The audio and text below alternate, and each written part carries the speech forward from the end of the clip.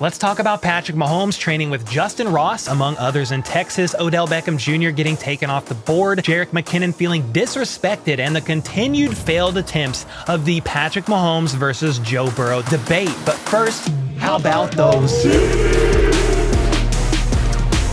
All right, first up, Mahomes was seen training in Texas last week with much of the Chiefs' wide receiver core, including Sky Moore, MVS, Amir Smith-Marset, Jerrion Ealy, and also the fan favorite Justyn Ross, which you can see Mahomes and Ross connecting in this clip here, and everyone is very excited to see that happen this season.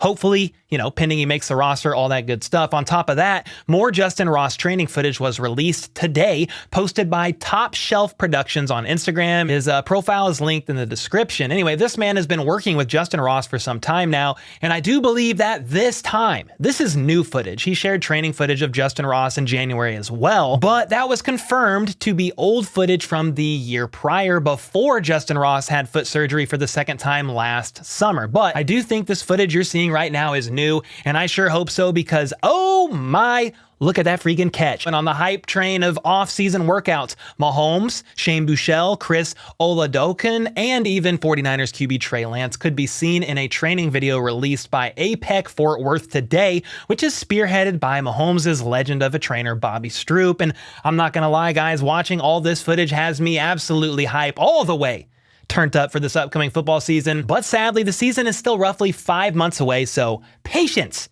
young grasshopper, talking to myself. Something I will continue to wonder this offseason, though, is what additions will the Chiefs make at the wide receiver position? Yes, they just signed return specialist and wide receiver Richie James, who will more than likely be wide receiver 4 or 5 on their depth chart if he makes the roster. But I still think the Chiefs will be looking to add at the position in the draft, and also possibly another veteran before the season starts. Well, I can now officially say with 100% confidence that a veteran the Chiefs will not be looking into adding is Odell Beckham Jr., because yesterday he signed a 1-year deal with the Baltimore Ravens worth $15 million, up to $18 million in incentives. And thank God Brett, the man himself, Veach, did not give in and pay that much money to a 30-year-old receiver who hasn't played in the league in 14 months and has had 2 ACL tears in the same knee since October of 2020. This is good news for the Ravens, though, I guess, because it is believed Odell wouldn't have signed with them if Lamar Jackson wasn't expected to return as well. So good for them if they can all play nice and work out a deal with this guy. Anyway, what are your thoughts on this situation with Odell Beckham Jr.? Would you have liked to see the Chiefs bring him in for $15 million worth up to 18? Or are you more in line with my thinking that that is way too much money for this man? Let me know in the comments down below on that. And next up, we got to talk about a current Chiefs free agent who made a comment of his own over the weekend on social media. He's not happy. Right after I talked to you about buying some of my own coffee blend from Brandon Perna's Benchwarmer brew called How About That Coffee? This is a way you can support me and him and get a caffeine buzz in return as you drink my delicious medium roast with flavor notes of chocolate and citrus and a mixed origin of Mexico and Ethiopia. In fact, the most recent review from William Wolf sums up this segment nicely. He said, HBTC is the best medium roast I have had, with a fantastic aroma and surprisingly deep flavor for a medium roast, which is honestly exactly why I opted for the roast that I did. Anyway, if interested, just go to coffee.hbtchiefs.com and snag your bag today. Okay, now let's have a quick fireside chat about Chiefs current free agent running back Jerick McKinnon. The soon-to-be 31-year-old veteran had a fantastic season with the Chiefs, boasting 71 targets for 512 receiving yards and 9 touchdowns in the air, all career highs. He was also a crucial blocking back for Mahomes and could also run the ball as well, a game changer in several games this past season. Well, much of Chiefs Kingdom is hoping to see this man signed back to Kansas City on what would presumably be a 1-year deal. I personally didn't see this man signing back, though, until after the draft, as the Chiefs didn't sign him until June last offseason, though he did have surgery during the offseason, and that could be why he was signed so late, but it's not that odd to see veterans sign later in the offseason anyway. However, McKinnon tweeted out a cryptic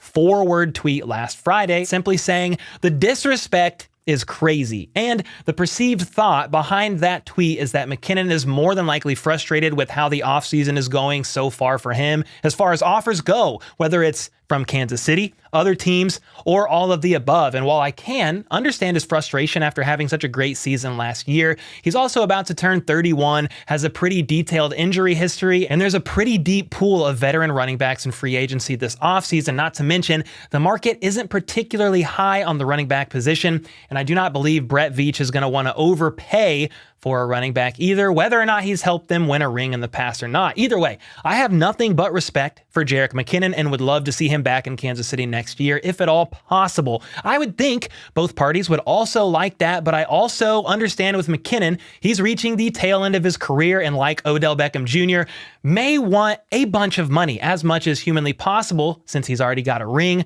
before calling it quits in the NFL, a sport that is not easy on the body and each snap could be your last. Hopefully, though, we find out soon that his tweet meant nothing and he's back in Kansas City for another year. And then we got to talk about it. The Mahomes versus Burrow debate continues to rage on like a powerlifter snorting too much pre-workout before deadlifting 500 pounds, with the most recent participant being former NFL QB Carson Palmer. Palmer starts out, I think over the weekend, he said this, saying he thinks Joe Burrow is the best QB in the league, and while Mahomes is quote-unquote phenomenal, he thinks Joe is more consistent, then goes on to say he's more accountable to run the system and the play that's called and not feel like, well, he didn't win last time and get open for me, so I'm going to do it with my feet. And then before you know it, you're socked for a 4-yard loss because you tried to make 2 or 3 guys miss. So apparently, Joe Burrow is more accountable to the system, I guess, because instead of extending the play to avoid sacks and make something out of nothing like Mahomes would do, Burrow just says, screw that, and takes the freaking sack. I mean, come on, man. You are a former NFL quarterback, meaning in theory, you are an intelligent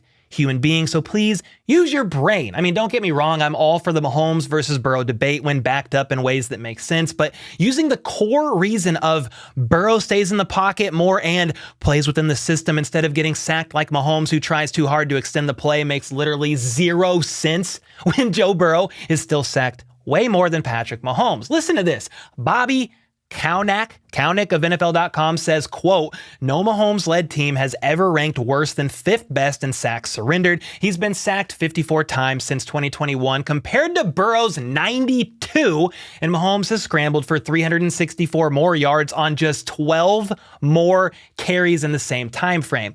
Listen to that.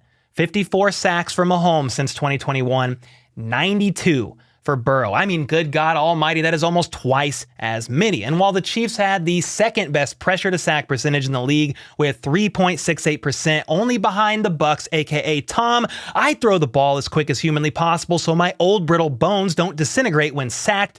Brady, Joe Burrow, and the Bengals were below average, ranking 18th at 6.99%. So even though I've just showed you how much of a weakness Burrow has at taking sacks, Palmer goes on next to say, he has no weakness. Talk about not having a weakness. Mentally strong, physically tough, accurate, gets the ball out quick. I think he's just athletic outside the pocket and can do a lot of the same things Patrick Mahomes has done. He hasn't done it and showed it yet. He's played more within his system. I think he's just as athletic as Mahomes is outside the pocket. He just hasn't shown it yet. Well, I think my daughter could do a double backflip off my roof and land on her feet without getting gravely injured. She just hasn't done it or shown it yet. I also think that Sam Darnold could have an MVP season throwing for 5,000 yards and 50 touchdowns. He just hasn't done it or shown it yet. I mean, do you think by some slim hypothetical chance that Burrow just isn't as good at extending plays and maneuvering outside the pocket as Patrick Mahomes?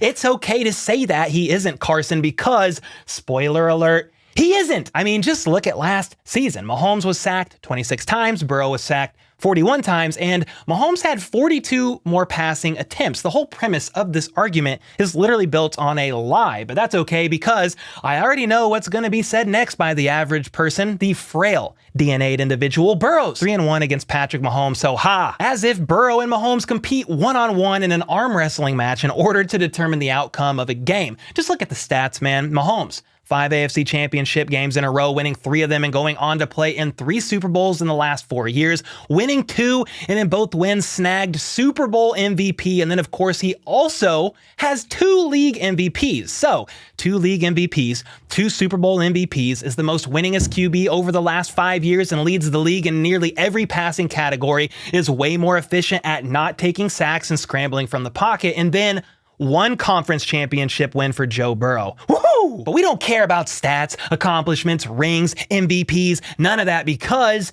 Joe Burrow moves less from the pocket than Mahomes and obeys the system better like a good little boy. Nice job, Carson. Truly. Anyway, with all that being said, let me know your thoughts on this debate as well in the comments down below. And until next time, let's go. Let's freaking go. How about those?